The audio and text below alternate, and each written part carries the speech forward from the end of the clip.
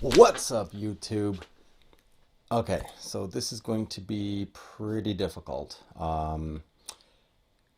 This time we're going to look at multiple exposures, and I'll be honest with you, it's not something I'm very good at. I'm not going to sit there and embellish the truth. I have played with it here and there. I've gotten some excellent results from it, but I am by no means an expert at multiple exposure photography.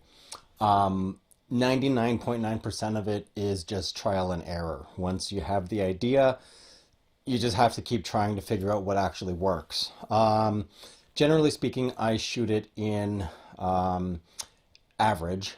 There's bright and there's additive, where from what I've noticed, the additive one, every sequential shot that you take in the multiple exposure will just it'll just keep getting brighter and brighter.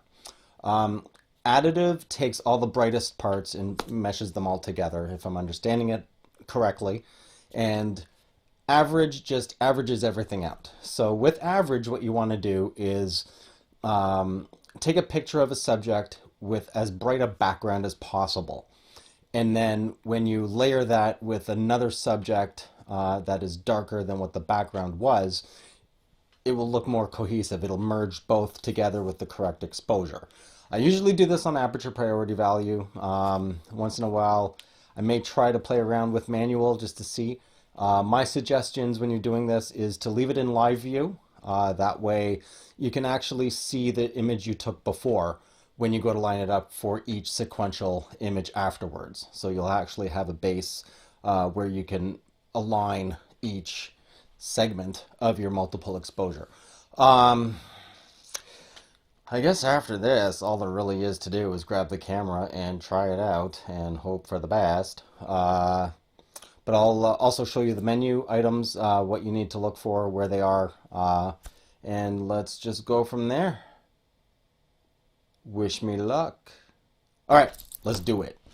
All right, so here I am. I'm just going to set up the camera. Now, this is really difficult. I'm going to take a shot of my face. Oh, yeah. And then throw my hand over it. We're good to go. So this is the most difficult thing when trying to do a multiple exposure, which is trying to take a picture of yourself without a flippy screen so you can't actually see what you're taking a shot of. The light was a bit low, so it is a slow shutter speed. This is not going to be a perfect shot. It will be a bit blurry.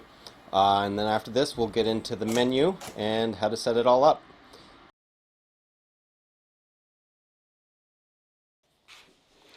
All right, so regarding the menu, it is different depending on which Pentax model of camera you're actually using. For example, the K3/K32, the menu option is actually directly in the drive mode. So you would press up on the D-pad, enter the drive modes, and then straight from there, you have all your drive mode options from multiple exposure, bracketing, high speed continuous, single, remote timer, mirror up. All your options are there. On the K30, it's a little different.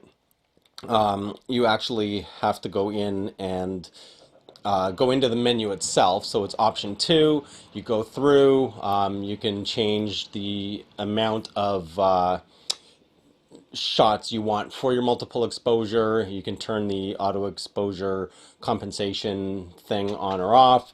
I generally don't do that. Like I said, a lot of this is trial and error. You'll have to figure out what works best for yourself in the situation and the type of multiple exposure you're trying to actually achieve. For example, the one I did with my face, the scene was still the same lighting and everything, so it would blend perfectly with my hand right over my face, like, wow. But other than that, depending on what it is, you want the scene around your subject to be as bright as possible so that it'll still mask over the next shot that you take. This isn't a very quick, just grab the camera, take 2 shots, it's going to be perfect. There's going to be a lot of experimentation you're going to have to do. But once you nail it, booyah! It's beautiful. Perfect. Anyway, there isn't really much else to say in regards to this. It's pretty straightforward. It's just a lot of experimentation. Hopefully this helps you out with trying to dive into the whole multiple exposure avenue of things. Yeah, and with that said, that's pretty much it for me. If you like this video, leave a like. If you haven't, please subscribe and tell all your friends. And that's it for now. y'all gonna see me on my next video. I'm out.